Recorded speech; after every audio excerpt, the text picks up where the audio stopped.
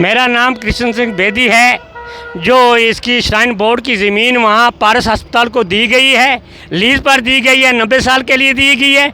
और जो इतना भी स्टाफ है ये बाहर का है और ये यहाँ कश्मीर से पैसा कमाना चाहते हैं, ना कि वहाँ की कैजुअल्टियाँ। हमारे इस अस्पताल में पिछले साल भी कुछ कैजुअल्टियाँ हुई और इस साल भी वहाँ कैजुअल्टी हुए और वहाँ पूरे तरीके से इलाज नहीं किया जाता है।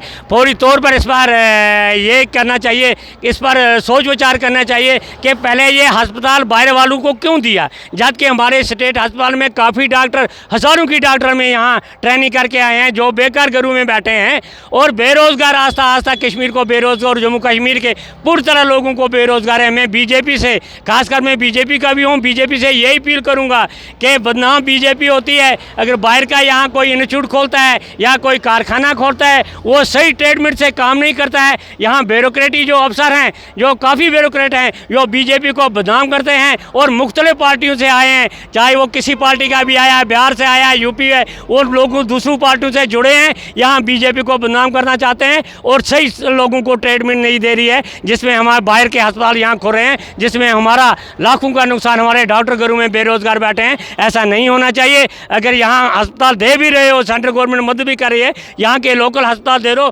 उनको पैसा दे दो, उनको उनसे खुलवाओ। और यहाँ की जम्मू कश्मीर, खासकर जम्मू में भी काफ़ी डॉक्टर हैं जो आज बार ट्रेनिंग करके घरों में बैठे हैं, जो बेरोज़गार हैं, उन्हीं को यहाँ स्टाफ देना चाहिए। और यहाँ अच्छी डॉक्टर की ट्रेनिंग मिलती है, बाहर से नकली इंस्टीट्यूट से ट्रेनिंग करके आते हैं यहाँ अस्पतालों में। हमें दाखिल, प्राइवेट अस्पताल देकर दाखिल, वो वहाँ के लोग अपने सेंटर से अप्रोच करके यहाँ अस्पताल खोलना चाहते हैं, यहाँ इंडस्ट्री खोलना चाहते हैं बाहर की। वो ऐसा नहीं होना चाहिए। जो काम होता है जम्मू कश्मीर से ही होना चाहिए। इससे बीजेपी बदनाम होती है। हमें बीजेपी को बदनाम नहीं करना है। सेंट्रल गवर्नमेंट को ये सोचना चाहिए यहाँ के अच्छे हालात तभी होंगे जब यहाँ के ही लोगों को चुना जाएगा। लोगों को जो ट्रेनिंग शुदा लोग हैं या हमारे वकील हैं जो ट्रेनिंग शुदा हैं, उनको भी बेरोज़गारी भत्ता देना चाहिए ताकि वो भी गुजारा कर सकें। और जो प्राइवेट डॉक्टर हैं, एक तो बेरोज़गारी उनको भत्ता नहीं दे रहे हैं, दूसरे उनके लिए प्राइवेट अस्पताल नहीं खो रहे हैं। जो भी बाहर का डॉक्टर है वहाँ यहाँ किंग बन जाता है और लोगों से इतना पैसा लूटता है और पूरी तरह ट्रीटमेंट नहीं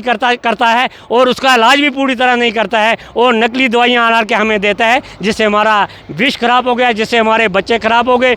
आज कई लोग हमारे ड्रग में जा रहे हैं इसी की बेरोज़गारी की वजह से। और कॉलेज के लड़के आप ड्रग में जा रहे हैं जिन्होंने PhD किया, MSc किया, क्योंकि यहाँ रोज़गार नहीं है। यहाँ अगर जितने से जितने हम गवर्नमेंट का आफरीन है कि प्राइवेट अस्पताल खो रही है, मगर यहाँ के स्टाफ ना हो, यहाँ के स्टाफों को ज़्यादा से ज़्यादा यहाँ के लोगों को नौकरी दी जाए। मुझे बताइए कि इस पारस हॉस्पिटल में इससे पहले भी एक और वाक़ा पेश आया जहां करफली माला का रहने वाला उसकी मौत हुई है, और ये जो दूसरा वाक़ा है डलगेट का जिसके 2 बच्चे हैं, 2 वाक़े हुए। आपको लगता है कि इन दोनों केस के हवाले से पूरी तरह से तहकीकात होना चाहिए? इस जो हमारे पिछले साल भी एक कैजुअल्टी हुई और तुरंत एक कैजुअल्टी आज हुई, तो मैं यही कहना चाहता हूं कि गवर्नमेंट से कि वो नॉर्मल अच्छे पेशेंट थे जिनको और मारा गया, वो इतने सीरियस नहीं थे। अब इसका पूरी तहकीकात करनी चाहिए, ये क्यों मरे, किस हालत में मरे और क्यों मारा गया इनको। और इनका देखो कि इनका पोस्टमार्टम करके इनका कोई किडनी शिडनी तो नहीं है, इस पर भी देखना चाहिए गवर्नमेंट को। और जिस वक्त उन्होंने सुना कि डेथ बॉडी ली, उन्होंने बोला इसको नहीं, इसको जख्म काफ़ी है, इनका वो नाना धोना भी नहीं, इनको ऐसे दफनाओ। वहाँ के अस्पताल स्टाफ की ये हालत है, ऐसा नहीं होना चाहिए जिससे हमारी गवर्नमेंट बदनाम हो रही है।